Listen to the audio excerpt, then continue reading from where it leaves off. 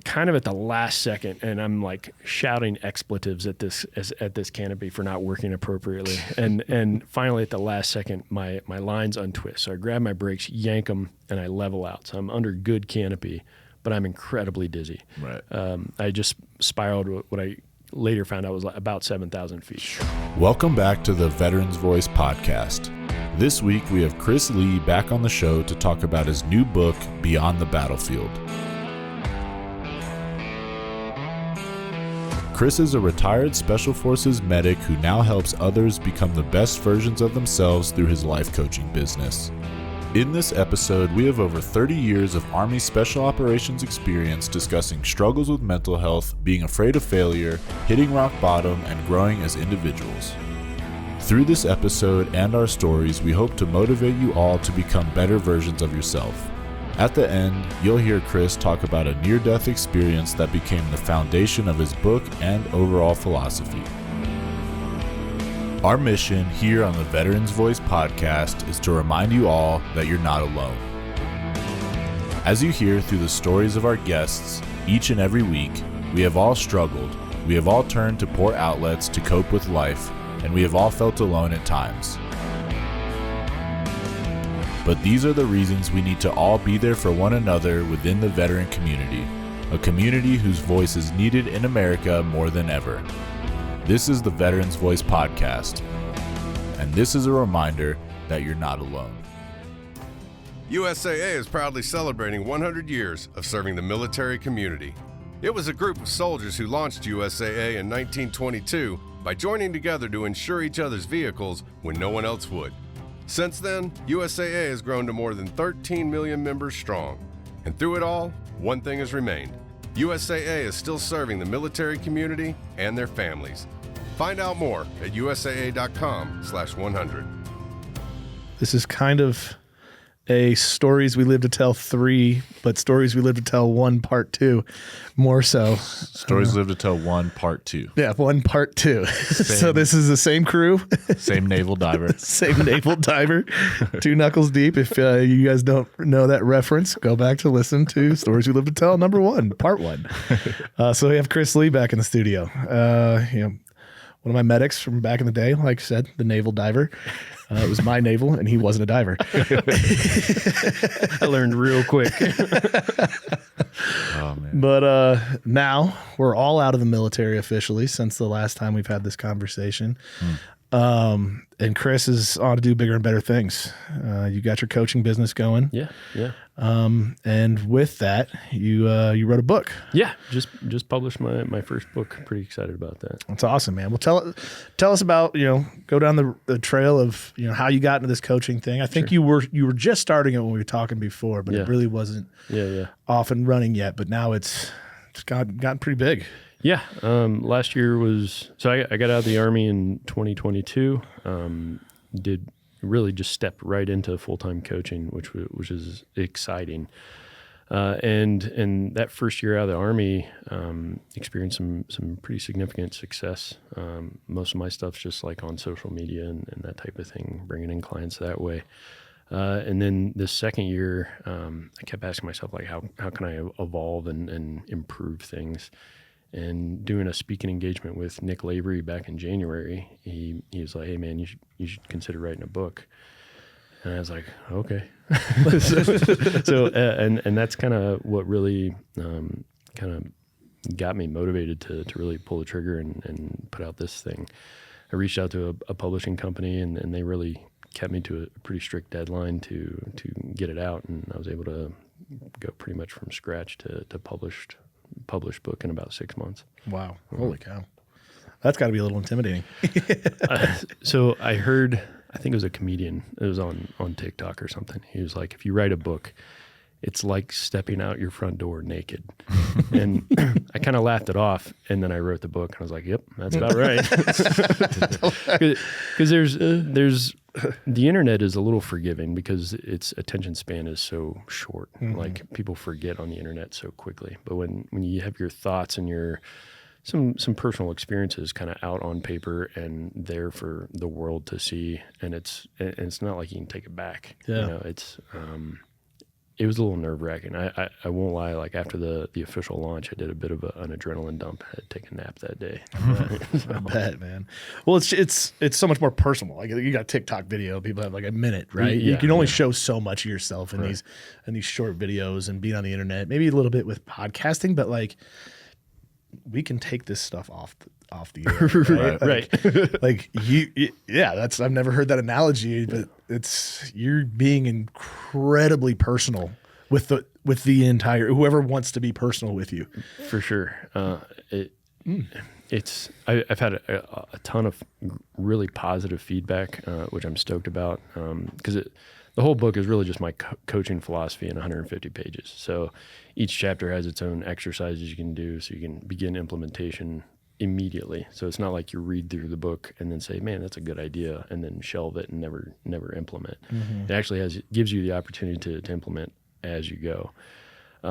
But for sure, it's like one of those things. It's like my friends and family have now read it, and so I just got back from vacation. I was hanging out with my dad, and I give a little bit of a disclaimer in the introduction, like, hey, I was in the Army for 10 years. My filter's a little loose. So No. So if you're incredibly offended by, foul language, it's okay. We're all adults here. But like my dad read the book too, so I'm like kind of sweating it when but he took it in stride. And so it is kind of nerve wracking when it's one thing that like when strangers kind of consume your stuff, you never really have to interact with them. But like when your friends and family are digesting your stuff, it's like, now they really know what I think. Well, backstory with that. I mean, Chris grew up in a very religious household. Yeah. Your dad was your dad a pastor?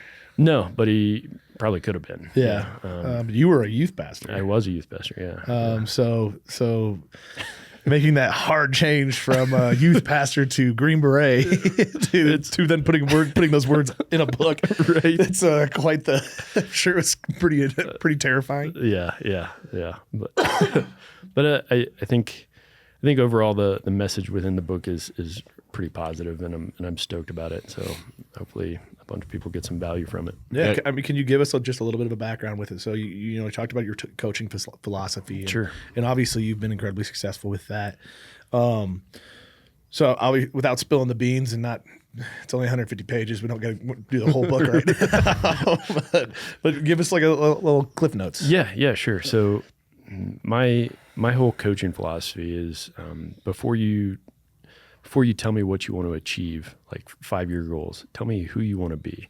I think establishing that firm foundation of the kind of individual you want to evolve into is so important and often overlooked when we're chasing after our goals, because that identity piece is what's going to anchor you to kind of bust through those days where you don't feel like going to the gym, or don't feel like putting that money away in savings, or don't feel like connecting with the people that are most important to you. It's like, as I envision myself 5 years from now, am I behaving like that guy, or am I behaving like the guy I used to be? So that's kind of how the book opens up.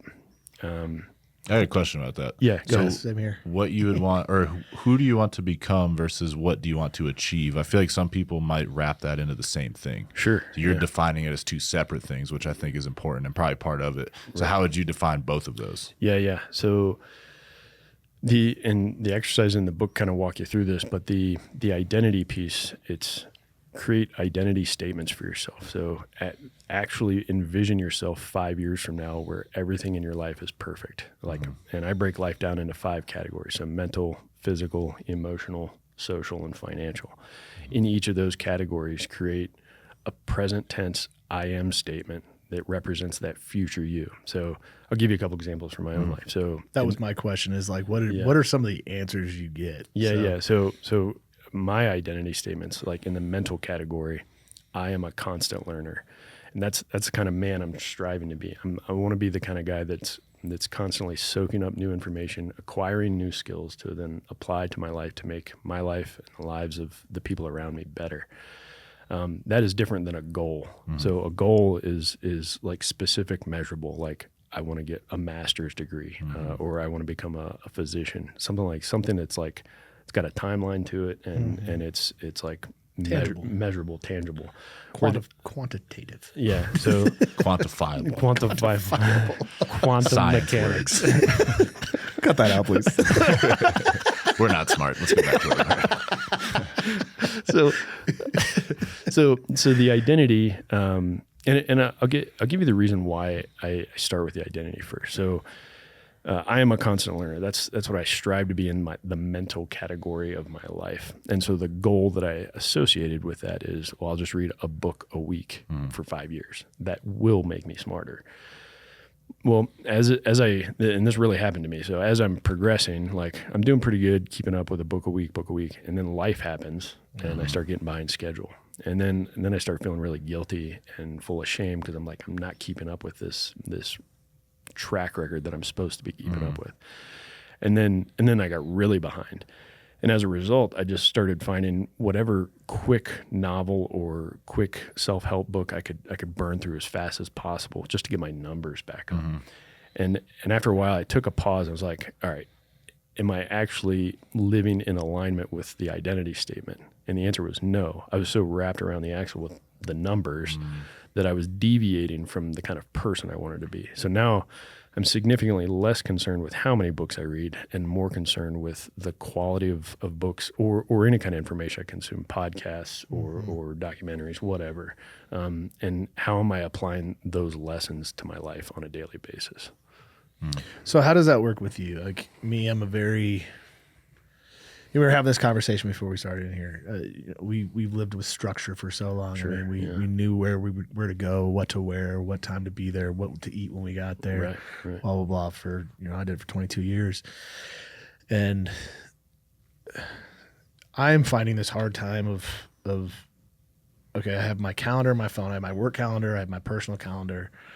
But I've always been a very visual person. So like my wife won't let me hang up whiteboards in the house because I just want whiteboards. I'm like, do this today, Paul. Dude, Like, whiteboards are a game changer, buddy. I got one in my office. Yes, same to you, dude. that's why I need a house with an office. Right now, my office is my Yeah. dining room table. My wife will not allow me to put whiteboards in there. But like, how do you, what's for that, what you just explained, what's your best option or best technique to stay on track? Great question. And everybody's a little bit different.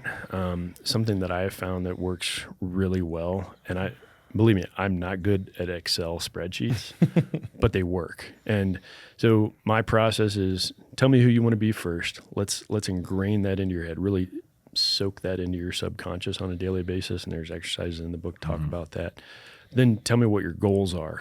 The goals should be in alignment with those identities. And then as we backwards plan, breaking things down from the 5-year goals to the yearly milestone, to the monthly, to the weekly, to the daily action step, you can now plug those daily action steps into a spreadsheet. And what I like to do is encourage folks, and I got this from another book, 2 seconds. It was either The Compound Effect or 12-Week Year. I think it was 12-week year. But as you're progressing through your week, checking off things for your daily tasks, strive for an 85% execution rate. Okay. And what that does is, and if you keep track of it on a spreadsheet, you can actually see areas of deficiency or areas where you're excelling. But the 85% I think is important because one, it gets guys like us out of the pass-fail mentality, which we are often stuck in. Yeah, all or nothing. Exactly. Which I think is a detriment if you're really striving for progress. Yes. And gets you more focus on like, hey, this week wasn't perfect, but I'm still making progress. I got 85%, right? And that's the other thing we talked about when we got in here. I'm very much so into that. Like, had so much fear of failure and everything when we were in the military, and so much fear of, not doing enough and being part of the team and doing everything. And then like now I don't have the accountability of a team. So when it's like I'm really starting to fail, sometimes I'm just like, nah, that wasn't that important anyways. Yeah. You know what I mean? So like that, I literally like that 85% mentality. It's like, because we're all perfectionists in heart. Like you can't be a Green Beret without being a little bit of a perfectionist. So it's like, for sure. That's a really good, I like that. So the other benefit of plugging things into a spreadsheet is you now have, when you break big goals down to the weekly and daily level, those daily action steps are often going to repeat themselves for a long time. So you can essentially copy and paste in that Excel spreadsheet. And now you've collected potentially months or even years of data on yourself, and you can look back and find patterns. An example from my own life is in like the physical category of my life. It's like do a HIIT workout, high intensity interval training workout sometime throughout the day, and then various other activities for the various other categories of life. Well, as the weeks progressed, I found that when I did that HIIT workout very first thing in the morning, like as soon as I got out of bed, everything else on that list got done that day. Really? And I wouldn't have noticed that if I didn't have the data collected on myself. You know me, I'm a bit of a nerd. And so I like looking at numbers. Medics. right. But it's like That likes belly buttons. well, like is a strong word, buddy. More like traumatized. Love. But I wouldn't have noticed that pattern had I not collected that data on myself. But now because I've noticed that pattern, I can now optimize my schedule to streamline my life in a more productive way. Right. Which seems like a lot of work, but it seems like, I don't know, the benefit from that. Because then you can start to pair it with stuff. Like I started my day with this workout and I read this many pages. Yeah. I was also being super social, was really nice to my wife and kids and whatever else. Yeah. And then like, a month later, okay, I'm being a whatever to my wife and kids, but I didn't work out and I didn't read. All right, I need to get my stuff together. Exactly. Again, it's perfection isn't the goal. It's continual progress, right? And that's something, again, guys like us need to kind of get out of our head. Like perfection is very difficult to actually achieve on a daily basis. But continual progress is super easy. It's like 1% better every day, right? Yeah. So yeah, kind of to your point, it's like if you notice good patterns or bad patterns, you can adjust fire accordingly to improve and optimize. Yeah. I feel like that ties back into like what you want to achieve and who you want to become. Like you said, you want to be a constant learner. That's becoming someone. Right. So like, do you want to get wrapped around the process or the outcome? The outcome would be, I want to be CEO and president of whatever. Right. But that's like an achievement. That's not someone. I feel like people get caught up, and that's who I want to be. I want to be the CEO, but you can't be that unless you're a good leader, a good learner, a good listener, a good follower. I don't know. I've never heard it broken down into both, and I feel like it could be detrimental if you get wrapped up in I want to become the CEO rather than achieve the CEO. Well, it's just like you said with the books too, like, and you put that analogy into becoming a CEO. Yeah. You had I want to read so many books every day. Well, I want to become a CEO. Yeah. So like if you're not doing it the right way to be the right person at the end of the day, like you're going to deviate. It makes it a lot easier to deviate from your plan. Right? That's how I'm seeing it. Exactly. Yeah. That's awesome. Yeah. So to go back to like your first steps, when you sit down and talk with someone and you ask them like, who do you want to be? Do you break out this whole process beforehand, or do you like just rip the Band-Aid off and like, hey, who do you want to be? What do you see yourself? And if that's the case, I mean, you got to give us some of those answers, because some of them got to be wild. Some of them got to be funny. Some of them got to be like, whoa, dude. Okay. They might listen to this too. So yeah, right. I'll tell you one that was actually super interesting. It was a gal. She's a lawyer from South Africa, and she's actually been one of my most successful clients. Side note, she went from like a 2XL blouse, I don't know what size that is other than just 2XL, down to like a small. And good for her. Which is awesome. I didn't give her a single workout plan or nutrition plan. She just bought into the identity. She bought into like, no, I'm a healthy person. What was interesting is she kept hitting this like mental roadblock where she actually couldn't quite develop the identity piece. And so we kind of went back and forth for a while before she could finally get over it. Because the best she could come up with in regards to identity is, I don't want to be an F up, Yeah. And that's a poor identity to strive for. You know what I mean? Yeah. And so once we were able to bust through that roadblock, and she was like, no, I want to be healthy, and I want to be successful, and I want to be the kind of person that people can rely on, everything changed. And like the weight fell off, she's, super successful in her career, et cetera. That's awesome. It's easier for us to like identify what we don't want, isn't it? Oh, yeah. Yeah. Like what's your dream job? Oh, this, that. And then you just slowly start to fade into like what you don't want. I don't know why that is. Yeah. And there's a section in the book about kind of defining one's purpose. And that could be like a separate maybe mission statement to the identity piece. But to be honest, I struggle with that. Like, how do I articulate what my purpose in life is? Right. And I found a good exercise to begin with. If you don't have a good answer for that, is like start eliminating the things you don't want your life to be about, and write those down and be like, yep, don't want to do that, don't want to be about that, don't want to be remembered for that, because ultimately the book is really helping people to substantially and logically plan out the legacy that they're going to leave behind towards the end of their life. That's cool. All right, so now you've broken down the identity. Well, I mean, who they want to be in those 5 categories. So where do you go from there? From there, it's like, all right, once we've established that, and that is the person you're striving to become in each of those 5 categories. Now it's like let's start attaching goals to that. And I typically have to encourage folks to aim really, really big on 5-year goals, because we often don't aim high enough. There's a quote that I paraphrase from Bill Gates, and it's, we often overestimate what we can achieve in a year, but drastically underestimate what we can achieve in 5. And to me, I refer to it as compound interest of effort. With consistency and dedication, small actions compiled over time lead to huge gains. So again, back to the identity. So once they tell me exactly who they want to be, now let's talk about those goals. What do you want to achieve? Some of those might include, some folks come to me and they're just like, I just want to lose weight. All right, that's kind of an ambiguous goal. And so the framework I use to set these goals is the SMART acronym. I'm sure you guys have heard of that. It's specific, measurable, attainable, relevant, and time-bound.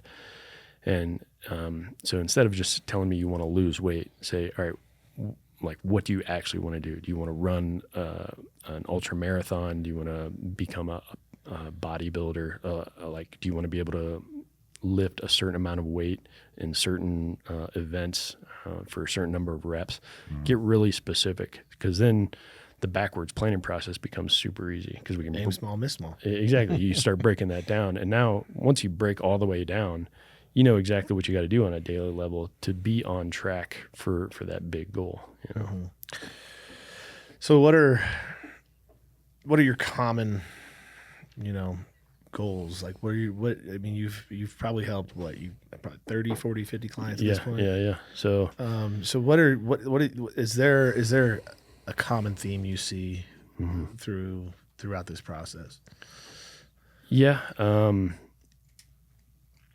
Mentally, I think a lot of people, strive for mental resilience, but also achieving something like pursuing like a higher degree, sometimes a master's, sometimes a PhD, or obtaining some kind of certification like paramedic, or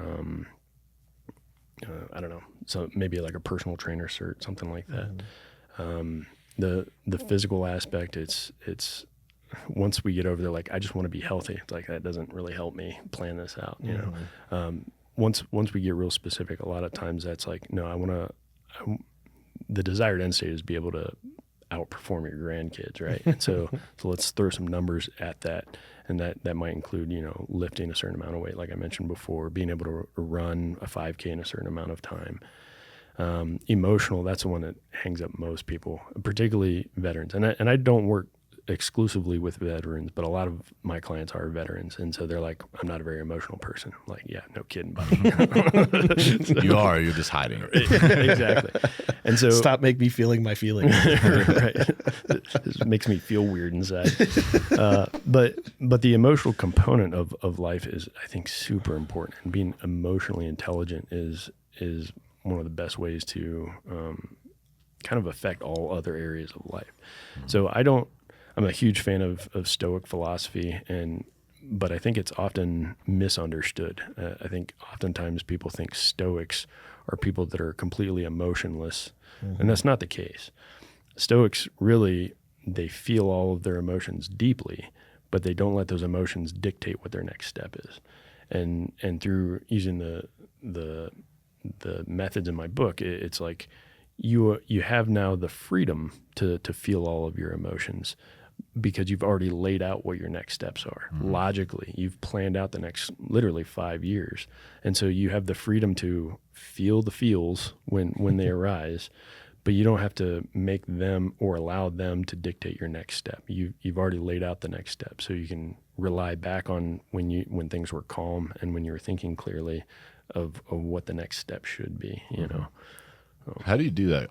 I know there's not like an easy answer, but like making decisions with like, you know, the least amount of emotions involved as possible. I mean, it's why it's hard to make decisions about relationships. People stay in relationships for too long. I'm emotional. I've already committed this much time. But like, how do we make decisions and eliminate emotions and make logical decisions? Right.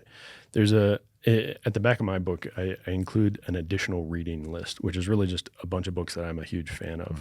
One of those happens to be Untethered Soul by Michael Singer. Okay. And he talks a lot about the ability to detach. And he goes through these really cool exercises in his book that allow you to understand that the chatter you hear inside your head isn't you. You are the one that observes the chatter. And so when the emotional voices start getting really loud, you actually have the freedom to in your own mind, take a step back, observe that chatter, and then say, okay, I agree with you, but I'm still not going to make that decision. I'm gonna choose the logical step. And so what really is taking place is creating a separation between stimulus and reaction. I mean, like we learned in SEER, it's when you get slapped, you pause, think, breathe, then respond, right? So it's kind of that over and over again. And then another example I use in mine is there's a hypothesis that we might all be living in a simulation, right? Here we go. I don't particularly agree with that, but it would be kind of cool if we were, because now we're just playing a video game, which means you are playing a third-person shooter, which means your avatar, your character, you don't have to be afraid of those difficult conversations because it's just a means to level up your character. Right. You don't have to be afraid of waking up early and going to the gym, because it's really just a means to level up your character. And so if you're able to view life in it's kind of funny to me, but like if you're able to view life as a video game, difficult situations don't seem so scary, and you don't have to be so anxious about it, because it's really just, it's happening to your avatar, your character, as opposed to like you being the one that observes those emotions, you know? Yeah. I feel like you got to be careful with that, though. Because I don't know if you've ever played a game called what's the Grand Theft Auto. Grand Theft Auto. And some people just go up on the rooftop and they level down their character on purpose. So with that analogy, fair. As long as you can deal with the consequences. Right. Like, all right. Well, I just leveled all the way to the top. Time to have some fun, boys. A comment about living in a simulation, though, because I can argue it as a reality. We are in a simulation, but it's basically just a simulation of what your sensory environment has been up to this point. Like your parents taught you something, your teachers taught you something, you learned this thing you do with your mouth called English. Like it's all just this made up reality based on external factors. So it is just a simulated environment based on what you were exposed to growing up. That's why you have like Democrats and Republicans. Yeah. They were brought up in a different environment. I was brought up in a different environment. We see the same thing, just in a simulation. I don't know. No, I buy into that for sure. Yeah. And the benefit of being able to separate yourself and actually observe the chatter that's going on inside your head is you don't have to succumb necessarily to upbringing or environment. You actually have the freedom to observe and think logically and make the next step. Yeah, it's like realizing you have free will, and then now I can pursue whatever I want. Exactly. Yeah, 100%. I like it, but I feel like, and you guys know me, I'm way more of an emotional emotional person. Like What? So I definitely agree with like the simulation of like, but that's a product of your environment, right? It's everyone's like, oh, this person's so smart. I don't want to get smart by like reading books and reading what other people learn. I'm like, that's how you get smart. Then you digest if you agree or not. Yeah, exactly. Everything you learn is from somebody else or experience. Exactly. Right. So it's Huge like simulation. product of your environment, right? I don't know. The whole avatar thing to me is like, I feel like people would take that too far. But I feel like living that avatar life, it gives someone so much more of a opportunity to, I was joking about the Grand Theft Auto thing, but like there are people that completely shut down from their emotions. Sure. And so I feel like it's incredibly dangerous completely shutting off from your emotions. Sorry, that was just a... No, I think that's a legitimate and valid concern. I think a majority of people are on the other side of that spectrum. Yeah. And what I mean is oftentimes too afraid to pursue that difficult conversation or that difficult opportunity.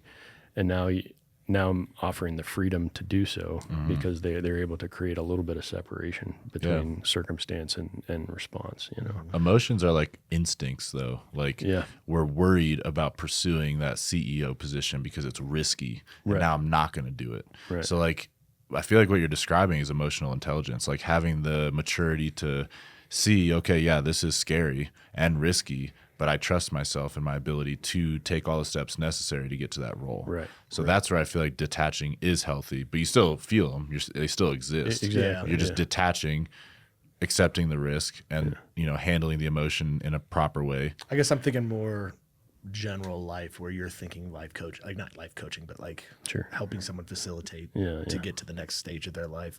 I'm thinking of like all the people I've met in my entire life. Like Colorado Computer Support. Imagine never having to worry about your information systems ever again. Colorado Computer Support, the exclusive Veterans Voice technology partner meeting all of our computing needs. Colorado Computer Support is veteran-owned. They're your team for innovative, collaborative IT services and solutions to enhance and support your Colorado business. When you need IT services to keep your business going, make sure the Colorado Computer Support team is on your team. Call 719-355-2440. To learn more, that's 719-355-2440. The Veterans Voice is sponsored in part by Optum and is produced in the Optum Podcast Studio. Optum and Mountain View Medical Group offer 15 clinics throughout the Pikes Peak region. Their primary and specialty care doctors provide quality, patient-centered care backed by Optum's industry-leading health services and technology. They're dedicated to helping our community live healthier while keeping care affordable. Visit optum.com/Colorado to learn more and schedule your appointment today. All right, so we've gotten the I am statements, figure out who they want to be. Then goals. And now we've done goals and how we get there. What is that? Is there? What's the next step, or what's the final? I mean, the rest. A big portion of the book, it talks about the kind of people you're surrounding yourself with. I mean, my whole coaching philosophy is like have a very clear direction. Eliminate the things you don't need, and then surround yourself with the right people. One of my favorite quotes is from Dan Pena, and it's "Show me your friends, and I'll show you your future." And so, in that particular chapter of the book, I talk about I don't know, maybe I'm not sure if you were still on the team when Chris and Travis and I were doing this, but every Monday, Fish, Travis, and I would do our lunch in the back of the team room and conduct an AAR on each other. And not just professionally, but like in all areas of life. I'd be like, Fish, what books are you reading? How are you sharpening your mind? And Travis would be like, oh, what workouts are we doing, this month or whatever. And admittedly, the first couple of those conversations were awkward because you're not used to giving and then also receiving, not criticism, but like, hey, you need to step up in this area in life. That's criticism. Feedback. Yeah, maybe or positive criticism for sure. But after a while, I started to crave those conversations because it only made us better as individuals, and then ultimately as Green Berets, and then family members, etc. So So yeah, identity, goals, and I break down each of the categories of life. So the mental, physical, emotional, social, financial. I talk about, the kinds of friends you surround yourself with. One of my other favorite quotes is, real friends stab you in the face. And what I mean by that is they're the kind of friends that are going to call you forward if you're not measuring up to the standard you've set for yourself. And they're not going to smile to your face and then talk poorly about you behind your back. They're going to be like, hey dude, what are you doing? Yeah. You know what I mean? And that's super important. But that also requires you to create that kind of environment where that conversation is safe to have. You have to be humble enough to say, to listen to somebody that you trust, give you some criticism because they care about you. If you're the kind of individual that's going to fly off the handle or get super emotional, offended, triggered, then those conversations are going to be few and far between, and that doesn't do anybody any good. Yeah, well, that goes back to my whole philosophy of trust, communication, and respect, right? Yeah. And I don't know if I've broken it down in here, but I'm sure I have. But I'll do it again. Do it. But everyone thinks trust. I can trust someone. Yeah. Well, trusting someone also means that I trust that you're going to listen to what I have to say. Right. I trust that when I say this horrible thing to you, you're not going to cry like a little whiny baby and actually hear my words. Yeah. Right. And then the communication piece is like we're actually able to communicate to each other that we have this issue. Right. It's not just I can say words to you and you listen and you can say words to me. There's so much more to that. And then the respect, short up with the respect piece, is I'm not going to sit here and start cussing you out when it comes and degrading you. Right. Because you did something wrong. I'm going to have a full-on good conversation, healthy conversation with you about that, and we can all listen. And that's how you get past and move on things, is having uncomfortable conversations and disagreeing with, holy cow, we can't actually disagree with each other and still have a great friendship. Exactly. You know what I mean? Yeah. So, sorry. Yeah. I feel like what we're describing is the golden ticket to growing as a person, as a whole. Because you have to be able to, you can't see yourself. Really, you just have to trust what everyone else is saying, not get offended when it's negative or maybe you don't agree with it. But I want to know if I'm being a mean person. I want to know if I'm being disrespectful. I want to know if I came across wrong in that conversation. So then I can self-reflect. I was feeling this emotion during that, but it came across as that emotion. Okay, I need to reevaluate that little aspect of my life. Right. And Absolutely. Morgan and I my wife and I being the people we are, we've had our doors always been a rotating door. We've always been very welcoming to people, living in Germany and living here. And people have come to us for advice. And because we've seen this many amount of people, I've been able to give decent advice to people.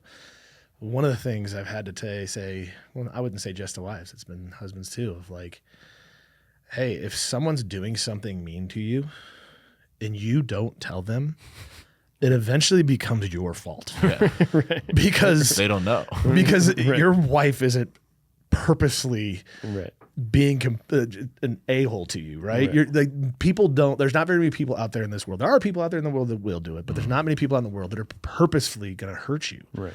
If you have a friend that's doing something bad to you, and you don't tell them, they're never going to know. They think that's normal behavior because that's what they've taught, and you've never told them that this hurts your feelings. So, like I said, if that goes again, the communication, the trust piece. If you don't tell someone they're doing something wrong, it eventually becomes your fault. Right.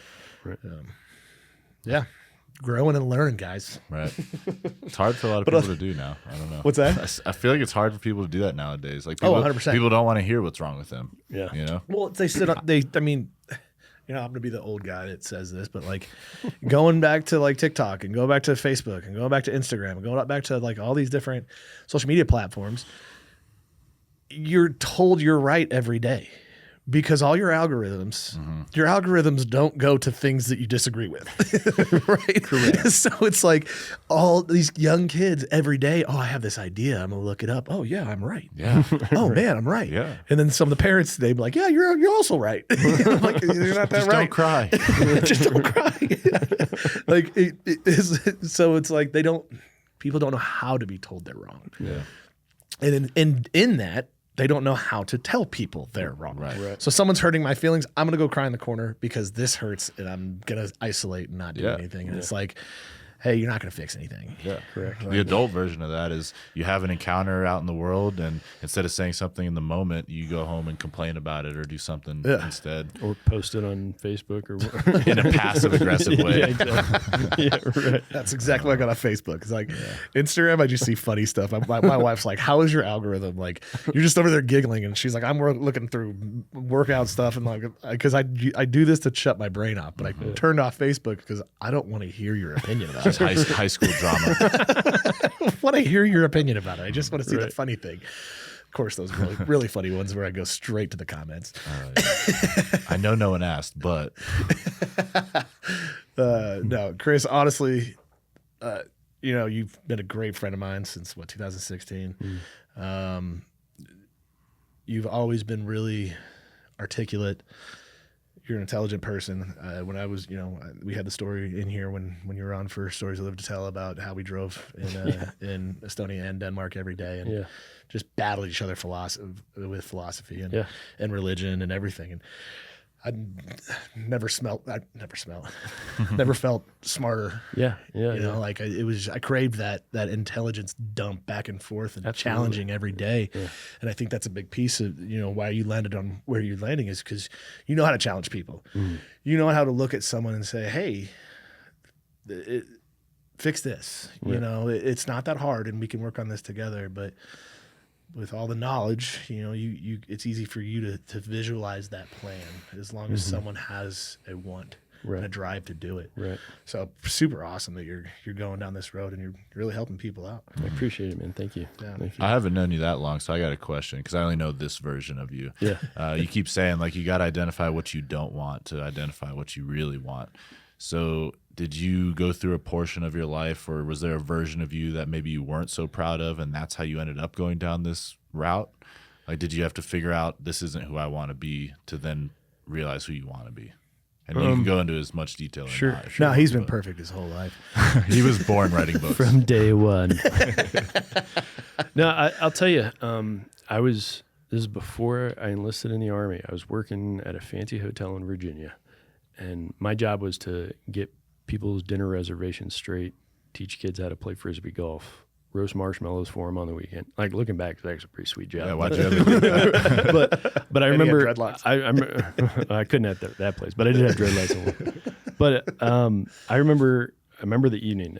They needed help in the dining room, so I was carrying a tray of food out to some folks in the restaurant at the hotel, and I just got furious. Mm-hmm. I was so unsatisfied with the way things were going. I was not satisfied with being a hotel employee anymore. And it was like that moment I was like, I have to pursue something different. And they were at that point starting to groom me towards more like managerial positions and stuff. And I was like, I got to go talk to a recruiter. And eventually I had to tell them like, hey, I'm joining the Army. Mm-hmm. But I desperately needed to pursue something where success was not guaranteed. Mm-hmm. And that's why I wanted to become a Green Beret, because I knew the military didn't often hand out participation trophies, and particularly the path that I chose, that I could give it my all and still come up short. Mm-hmm. And that's what I wanted to pursue. And so kind of to your point, that like I was doing okay at the hotel. Like I was paying my bills. I just wasn't fulfilled. I knew there was more potential within me. And that's when I started shifting everything. I started reading everything I could get my hands on in regards to military mindset, special forces specific, started working out like a fiend. Mm-hmm. And so like, that was kind of the beginning of my identity shift. It was like pursuing something bigger than myself, right.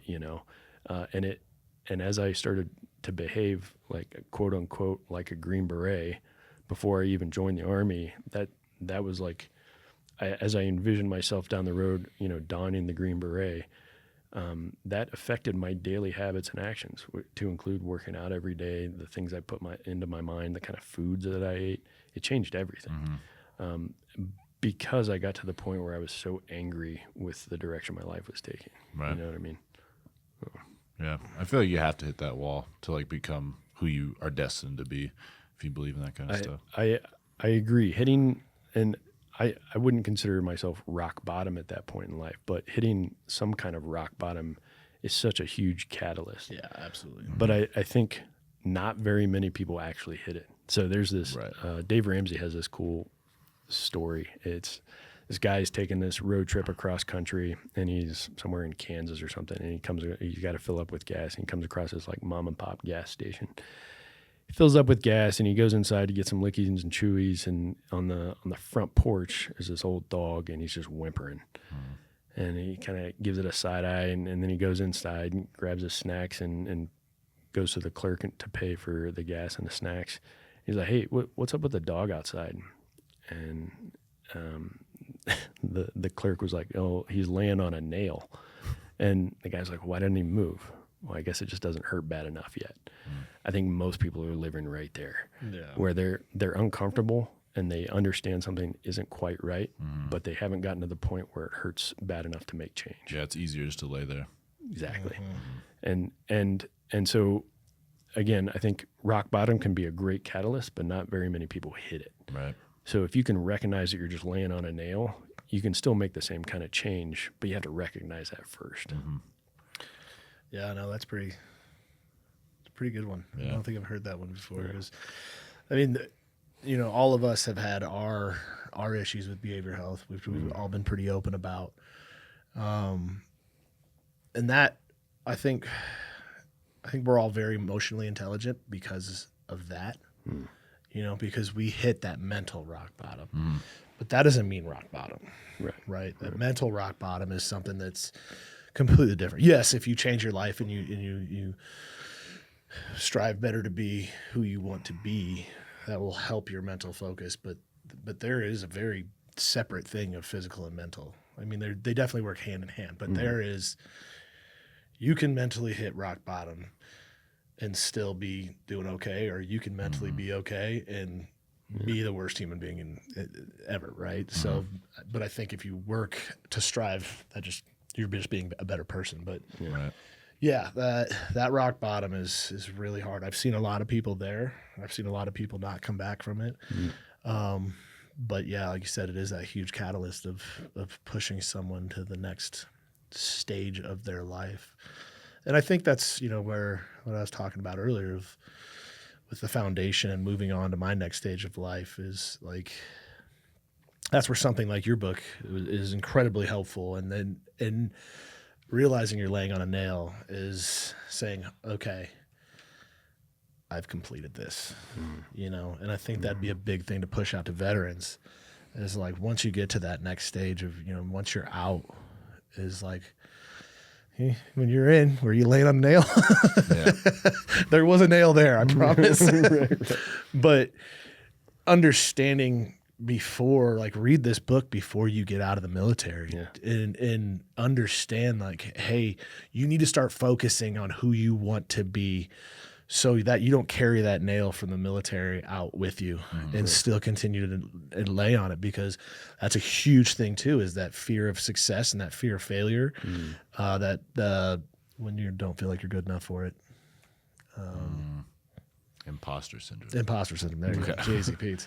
That imposter syndrome, all those things are huge walls for veterans getting out of the military. Huge walls, because we had structure, we had all this stuff, and it's all gone, and you want to, but you really have to focus on that next phase. And I think reading this book, it would be huge for a lot of veterans to, 12, 24 months out.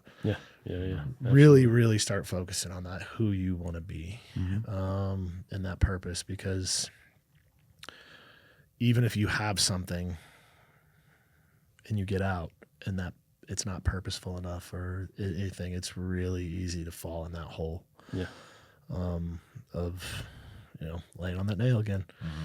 So how do we get our listeners a copy of your book? Where can they find it? Yeah. Beyond the Battlefield, A Guide to Conquering Life's Challenges. You can find it on Amazon. It's available in paperback, hardback, and ebook version. Cool. I'll put the link in the show notes. Awesome. Spotify, Appreciate it. Maybe we can get Bob to buy a bunch and put them down in the Oh, yeah. I'd be okay with that. Well, we got to tell a story of some sort. Okay, yeah. Voice. Oh, yeah. Tell me a story. So You know the whether tagline. So there I was. Fish showed up to a team room. No. Tell you what. This story is actually in the book, There we go. and it kind of became foundational to my coaching philosophy. Okay. So, 2016, brand new Green Beret. They were doing free fall for all. Everybody goes to free fall school. Sorry, Paul. And so 13 years SF, never got an info. So I go to free fall school, pass. It was a great school. It was stark contrast between the Q course. The free fall school is super chill. Everybody's laid back. You want to sit here and talk about it so we make Paul jealous? Oh, that'd be pretty How dope. cool is that feeling? Just Dude, it's free just falling? like It's like it strapped to a it's dude. like It was a pretty neat. real life superhero. Yeah, all 48 of my jumps are Yeah. just so smooth. Just today, we were watching TV and we saw this free faller. My son goes, "Dad, didn't you do that?" No, I didn't. Not even a Control your little bit. emotions, Paul. So fast forward, graduate free fall school. Immediately get orders to Germany, and Paul, as you know, German weather ain't all that great for airborne operations. So not only did I not do a whole lot of airborne jumps anyway, but I didn't do any free fall jumps. So 3 years, no free fall jumps. Get orders back to Fort Carson, Colorado, and as luck would have it, I land on a free fall team, and so that's what we do. I had the good fortune where a few of the guys on my team had actually been instructors down at Yuma, so they were all super comfortable. Thousands of jumps between them, and our first trip together as a team was to go down to Yuma and do a requalification. Man, I was nervous, and so Monday morning we're doing a Hollywood jump, so just our chute altimeter helmet, and they put me in the middle of the stack because I'm the new guy. And we get up to altitude, so between 12 and 14,000 feet. Ramp drops open, green light. First couple guys exit. I get to the edge of the ramp. I dive out, get on heading, check altimeter, pull ripcord. Everything went perfect. I was like, sweet, just like riding a bike. It all came back to me, right? As the week progressed, we just started adding more and more equipment to ourselves until Friday, we're doing a wall locker jump. And so everything in our wall locker is now attached to us. So I've got rucksack between my legs, rifle across my waist, oxygen tank, the mask. I have a chest rig that has GPS on it. And we all waddle out to the aircraft. By this time, I'm feeling pretty good. Like the dust has been shaken off. I'm like, I remember how to do this skill. I'm still in the middle of the stack. We get up to altitude, 12 to 14,000 feet. Ramp drops open, green light. First couple guys exit. Get to the edge of the ramp, dive out, had a good exit. Get on heading, pull ripcord, and I've got line twists. So line twists are a pretty easy malfunction to fix. You just grab them, pull them apart, and you eventually unwind. But free fall chutes are a little bit different than static line chutes. So free fall chutes are designed like a wing. For every vertical foot you drop, it drives you forward 3 feet. And as I'm trying to unwind myself, my chute actually kicks me out sideways. So I'm almost parallel to the ground now. And then it starts driving me towards the earth. And then I begin to spiral. So my lines are twisted. I have no control over my brakes. And I'm spiraling out of control. Somebody intelligent would have just cut that bad boy away and pulled their reserve. They would have been fine. Talk about that, though. Like cutting away your parachute and then pulling your reserve. That is I've never had to do it. That's scary. I've never had to do it. Totally should have done it in this situation. But that's But just making that decision. I'm cutting away my lifeline, and hopefully my next one is there. And I'm going to come back. This one didn't work. Yeah, I'm going to come back to that in a second. So here I am. I'm now spiraling through the sky towards the earth, and at this point, like I've whipped around like 4 or 5 times, and so like my vision is starting to close in because all the blood is getting pushed down to my feet. Like imagine tying a rock to a string and swinging it over your head. Yeah, I'm the rock in that illustration. So kind of at the last second, and I'm like shouting expletives at this canopy for not working appropriately, and finally at the last second, my lines untwist. So I grab my brakes, yank them, and I level out. So I'm under good canopy, but I'm incredibly dizzy. Right. I just spiraled what I later found out was like about 7,000 feet. Jeez. And You've never told me this story. oh, for real? I don't think so. It's literally foundational in the whole book. But so like I'm like nauseous, like everything's spinning, and I'm looking all over the sky. I can't find any of my guys, and that's when they all start yelling over the radio. Chris, turn around. You're going the wrong way. Chris, go left. No, your other left. Chris, check your GPS. So I'm looking down at my GPS. That sucker's just spinning in circles. And I'm like, at this point, I'm just laughing because this is such a horrible situation. Make sure I survive this. Right. And about that time, Matt comes over the radio. He's like, hey, Chris, turn towards the sun. And we happen to be jumping in the morning, and our drop zone was generally east of us. And so I look around, the sun's right behind me. So I hit a hard left turn. And around that time, Andy, a buddy of mine, he kind of swoops in front of me and guides me. We all land on the DZ together. Wow. I pull my mask off. I'm like dry heaving still. And so I take Matt out for beers later because I definitely owed him one. And he was like, hey, man, what happened to you is what I call the Phoenix phenomenon. I was like, tell me more. And so in all of the free fall shoots, there's a thing called a cypress. And if I were to exit the aircraft unconscious, just bonked my head and it was just passed out, the cypress recognizes that I'm falling at terminal velocity, and once I hit a certain altitude, it fires and deploys my reserve for me. So I could land relatively safely, even if I was totally unconscious. But he says, because I was spiraling, I wasn't falling fast enough for that to have engaged, and I would have burned in like a phoenix. Dang. And so the Phoenix phenomenon is actually a big part of the book, and it's kind of foundational to my whole coaching philosophy. And what I mean by that is, like, as you're navigating the chaos of life, the day-to-day disorientation that takes place, you have to have something off in the distance to orient yourself to, which is the identity and the goals. So. Well, it also goes to say, like, like the whole nail thing, like you're falling at such a slow pace that your brain's not going to fire your cypress. Right. Like you're falling at such a slow pace. Exactly. Like the safety mechanism's not going to work. So guess what? Exactly. We gotta get a heading. We got to go straight. And kind of back to your point, as I was falling, instead of cussing out my canopy that wasn't working, I was so angry at it for not doing what it was supposed to do. I should have just let it go. Yeah. Yep. And then deployed my reserve. Get something that works. Get something that So works. many philosophical things in that. You're little welcome. 5 minutes. You're welcome. 5 minutes of pain. Yeah, all of it's an allegory. Figure it out. But that's a super scary moment. Yeah. It was intense. Because there's been people that have died that way. Yes. Correct. Without a doubt. Thank God it wasn't you. Yeah. Yeah. We had a dude in my class, something similar happened. He said he was spiraling and he pulled his reserve, didn't cut away his main. Oh, shoot. They separated yeah. apart, and now you're a rock in the middle of two parachutes. It's just like, and they're spinning. Yeah, he shattered his pelvis, broke both of his femurs, but he survived. lucky. He's a lucky very dude. lucky. They think he hit the ground because it was well, the cypress didn't matter because his reserve was already out, but about 60 to 70 miles an hour. That's what they estimated. That's tough. I got some really cool static line stories. You guys want to hear them? Did you PLF wrong? Static line's scarier than free fall, in my opinion. I totally agree. More can go wrong. Yeah. With that one kid in Germany that landed on top of the car on the highway. Funny thing is, that he wasn't going 65 miles an hour. The car was. How do you PLF off that? Right through the windshield. Was it? It was in Germany. It was probably an Audi doing 200. Jeez. Chris, thanks for coming in for Stories You Live to Tell.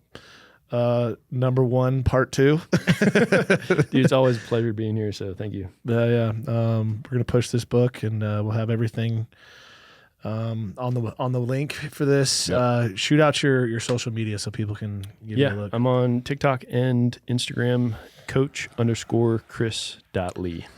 Yep. So look it up, guys. There's everybody out there, especially you said that veterans that are people about to like 24 months from getting out. Yeah. You really, really gotta focus on yourself and focus on your future. Do not get wrapped up in command.